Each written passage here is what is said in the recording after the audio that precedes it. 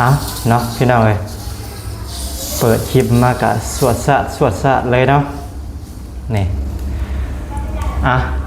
กับทักทายสบายดีเด้อเนาะพี่น้องเอ้ยกับทักทายสบายดีและสวัสดีพ่อแม่พี่น้อง FC เบิร์ดสุขุสู่คนยินดีต้อนรับทุกคนเข้าสู่ช่อง YouTube ของบ่าวจิตบ้านโคก V2 เนาะพี่น้องเอ้ยเป็นเวอร์ชัน2เป็นช่อง YouTube ช่องใหม่ของบ่าวจิตเองจะได้ก็ฝากเป็นกำลังใจให้บ่าวจิตเด้อเนาะฝากติดตามฝากกดไลค์กดแชร์กดติดตามคือเก่าเนาะพี่น้องเอ้ยนะเพื่อเป็นกำลังใจให้กันเนาะช่องเก่ามีปัญหาเนาะบ่าวจิตก็เลยสร้างช่องใหม่ขึ้นมาและเมื่อนี้ทุกคนน่าจะเห็นทางด้านหลังเนาะแบ็คกราวด์ทางด้านหลังของบ่าวจิตนั่นก็คือแฮปปี้เบิร์ธเดย์เนาะพี่น้องเอ้ยมื้อนี้เนาะกะบ่แม่นวันเกิดของบ่าวจิตดอกกะผ่านมาเป็นเดือนแล้วเนาะพี่น้องเอ้ยก็คือจัดย้อนหลังว่าซั่นซะเนาะย้อนหลังวันเกิดไฟก็แห้งคักแท้นี่เนาะ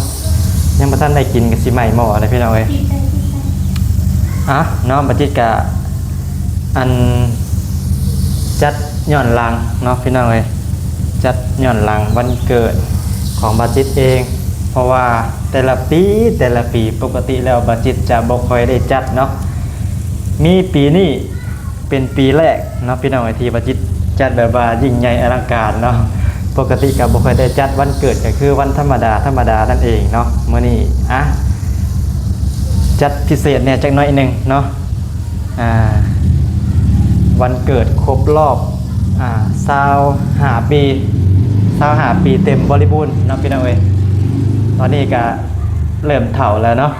ใกล้สิฮอดครึ่งคนแล้วเนาะพี่น้องเอ้ย25 ปีอ่ะมือกล้องมาอย่างน้ำมาทันนะตั้งกล้องไว้มาเนาะมือกล้องเฮามานั่งกินน้ำกันแล้วบัดนี้โดยสบายดีบรรยากาศตอนแรงๆเนาะพี่น้องเอ้ยมื้อนี้ก็เป็นมื้อหยุดงานพอดีเนาะก็เลยมีโอกาสได้มาจัดงานวันเกิดให้เจ้าของเองนี่แหละเนาะพี่น้องเอ้ยครบรอบ25 ปีบริบูรณ์เนาะก็คือวันที่พุ่นแหละเดือนที่แล้วเนาะพี่น้องวันที่21เดือน6เนาะเดือนมิถุนาปี 2002เนาะปีเกิดของบ่าวจิตก็แต่ละปีก็คือบ่ได้จัดเนาะแต่ละปีก็บ่ได้จัดปีนี้อ่ะจัดก่อนจักปีหนึ่งเนาะให้มันพิเศษแน่พี่น้องเอ้ยมื้อนี้ก็สั่งหมูกระทะมากินเลยเนาะจัดสุดพิเศษเลยเนาะพี่น้องมานั่งกินนำกันเนาะหยุดงานพอดีมีโอกาสพอดีก็เลยจัดเนาะปีหนึ่งมีหนหนึ่งพี่น้องเอ้ยก็จัดง่ายๆนี่แหละเนาะก็พิเศษแน่ซื้อเบคกราวด์มาเนาะปกติก็บ่ค่อยได้ตื่นเต้นบ่ค่อยได้อีหยังกับวันเกิดของตัวเองเลยนะธรรมดาแม่นเป็นวันธรรมดาแต่ปีนี้ก็คือตั้งแต่เกิดนะพ่อแม่ก็คือบ่ค่อยได้จัดให้นะบ่จิตก็เลยจัดเองนี่แหละเนาะคิดมันสวยบ่ไผแห้งคักเนาะโอ้ทันใจกินน้ำสิบ่ทันแล้วบัดนี้เนาะพี่น้องเอ้ามาพี่น้องมากินน้ำกันเด้อเนาะก็จะได้กับขอให้ PFC อวยพรให้บ่จิตแน่เด้อเนาะอวยพรให้บ่จิตแน่นะก็ให้มีสุขภาพแข็งแรงนั่นแหละเนาะบ่ขอหยังมากมายหากกระจัดปีแรกบ่จัดแบบหมูกระทะจัดอีหยังยิ่งใหญ่แบบนี้เนาะปีแรกตั้งแต่เกิดมาพี่น้องบ่ค่อยได้จัดเนาะลงมือใส่นี่สั่งสุด300เนาะพี่น้องเอ้ยสุดน้อย ใหญ่กินบ่เบิดซื้อมาหลายก็กินบ่เบิดเนาะกินกัน2คนนี่แหละบ่ต้องมีอีหยังมากมายนี่เสียงสวดๆอยู่เนาะ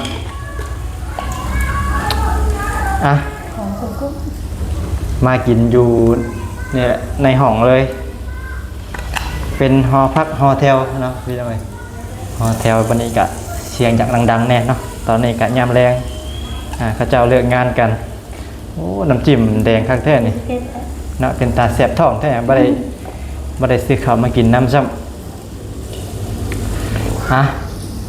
น้ำลายไหลแล้วบัดนี้พี่น้องสุกแล้วบ่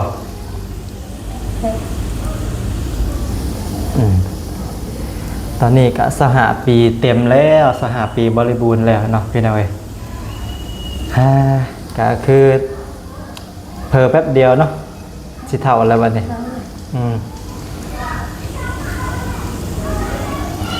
หมูมีเค้กบ่หมูมีเค้กไงเป่างานวันเกิดนี่เค้กขนมกินหมูกระทะก่อนนะค่อยปอกเค้กน้ำลังก็ได้เนาะเพราะว่าหมูมันสมัยก่อนอย่างเค้กเล็กๆมาละอย่างหมูก่อนกินมาพี่น้องคำแรกแหกมันนะคำแรกเพื่อพี่เพื่อน้องเด้อเนาะพอวัดกักก่อนยังไม่ได้กินข้าวเที่ยงครับนะไม่ได้กินข้าวเที่ยงอดไว้มากินตอนแรกวันเดียวนี่กินหมูกระทะแซ่บๆน้ำกันจักบาทนะพี่น้องเลยมาเด้อเนาะทำอะไรแหกมันปึ๊บ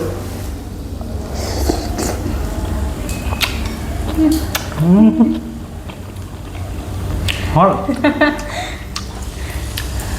ใช่ปะเยอะแซ่บลายนอนเป็นไงเธอไงนะบริกินเลยนะคะตั้งแต่กลับบ้านไปเนาะกลับบ้านไปอยู่ฝั่งลาวกับบ่ค่อยได้กินเลยเนาะพี่น้องเลยบ่มีเงินเนาะบ่มีเงินซื้อแพงของแพงพวกหมูพวกของทะเลกับแพงพี่น้องเลยอันนี้300ยังมาธรรมดาเนาะยังพอดีกินอยู่บ่ได้แพง300กับเบิ่งหลายนะ300กิน2คนพอดีอิ่มเนาะพอดีเบิดเนาะเมื่อนี้จัดหนักจัดเต็มสั่งหมูกระทะมาได้เป๊ปซี่เ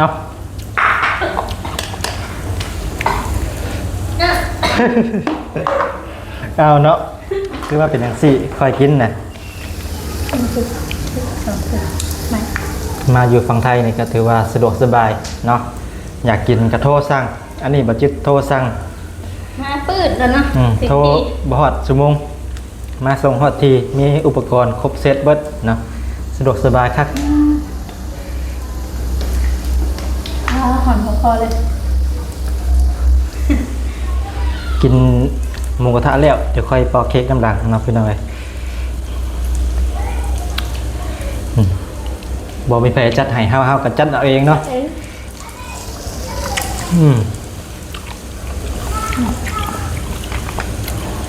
กินน้ำกันบันหนึ่งจิ้มเป็นเด็ดดีให้นะมันจิ้มรสเด็ดไปหน่อยรสเด็ดแสบหูคอเลยขับแดงเลยสิมาเนาะพี่น้องแสบทำกันเด้อเนาะในรอบ1 ปีแมนบอในรอบ1 ปีตั้งแต่ปีนี้ตั้งแต่ต้นปีมาหักก็ได้กินนี่เนาะหมูกระทะในรอบ1 ปี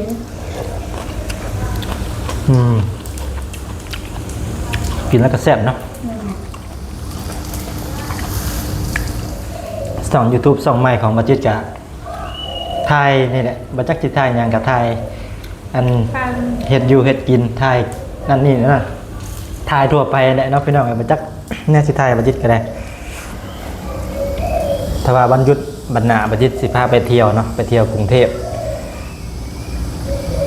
หาเลาะหาเที่ยวเนาะพี่น้องอันนี้ขอเก็บเงินก่อนเนาะเดือนนี้ขอเก็บเงินได้จักได้หลายก่อนครับไปหาเที่ยวเชียงกรุงเทพอ่ะ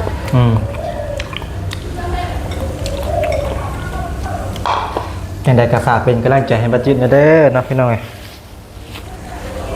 ส่องเก่ากะสั่งมา2 ปีกว่าเนาะเพื่อจะได้ผู้ติดตาม 30,000ตอนนี้ก็คือบ่ฮู้ว่ามันเป็นอย่างเนาะก็มี PFC เพิ่นทักมาบอกว่าประมาณ2 อาทิตย์มันก็สิกลับเป็นโหมดปกติคือเก่าว่าซั่นเนาะแต่จิตก็บ่แน่ใจก็นี่แหละลองเฮ็ด2 ช่องเบิ่งเนาะช่องเก่าก็ยังอัปเดตอยู่ยังมีลงอยู่เนาะแต่ก็ บ่หลายปานใดเนาะเพราะว่าบ่จักสิถ่ายหยัง มันจะเฮ็ดงาน อืม งานมันไม่ได้ครับ จะพยายามสิถ่ายลงช่องใหม่เนาะช่อง YouTube ช่องใหม่ดันให้ฮอด 1,000 คนก่อนเนาะเพราะว่ากฎของ YouTube เพิ่นต้องให้ผ่าน 1,000 คน 4,000 ชั่วโมงเราต้องเฮ็ดให้ได้ ศูนย์คนละ ภายในปีนี้นะบัจิตต้องเฮ็ดให้ได้ก่อนได้จักหน่อยเอาเค้กมาละ Happy birthday to you Happy birthday Happy birthday Happy birthday to me จัดงานวันเกิดจัดงานวันเกิดแห่เจ้าของไม่น้อยปีนี้กัดดีใจคักเนาะที่มีโอกาสได้จัดงานวันเกิดให้เจ้าของพี่น้องก็นี่แหละแต่ละปีก็บ่ค่อยได้จัดเนาะปีนี้ก็เป็นปีแรกเลยนี่พี่น้องก็ขออวยพรให้ตัวเองเนาะมีสุขภาพแข็งแรงเนาะร่ำรวยเนาะแล้วก็ขอให้ PFC ที่รับชมอยู่ตอนนี้เนาะให้มีสุขภาพร่างกายแข็งแรงคือกันเด้อเนาะให้ร่ำให้รวยนะก็ฝากเป็นกำลังใจให้บัจิตเนาะฝากกดไลค์กดแชร์กดติดตามให้บัจิตแน่ขออนุญาตเป่าเด้อบัดนี้เด้อโอ้ดีใจครับพี่น้องปีแรกเนาะปีแรก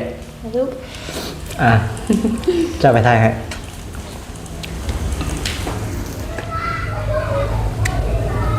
เนาะเป็นยังไงหลังจากที่ถ่ายรูปเป็นที่เรียบร้อยเนาะมันนี่กะ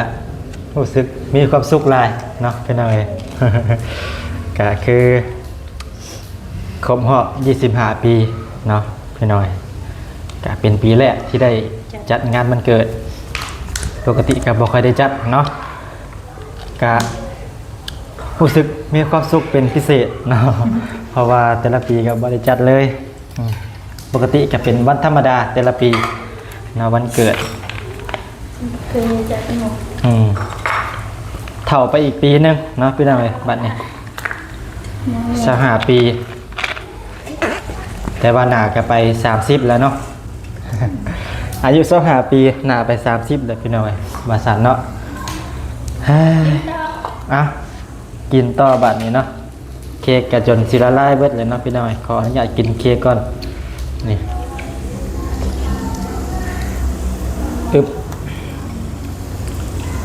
เค้กกับก้อนน้อยๆนึงเนาะนี่ชิมเบิ่งก่อนเนาะเค้กสดเนาะเค้กรสส้ม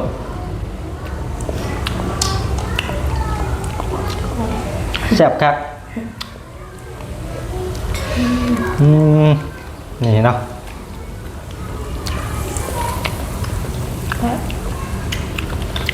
ชิมบ้างแซ่บบ่แซ่บคักนับไปหน่อยกินกับหมูกระทะกันแซ่บๆต่อกันอมลมหมูกระทะกันสิใหม่นะกินน้ำมาทันเนี่ยมัวแต่บอกมันนะคุณโดนเชื่อกินเป็นโดนกินเท่านึงไม่ต้องหมูกระทะก็ได้มาเนาะบัดนี้ขอหยัดกินก่อนบัดนี่มาให้ผมด้วยกินหมูกระทะ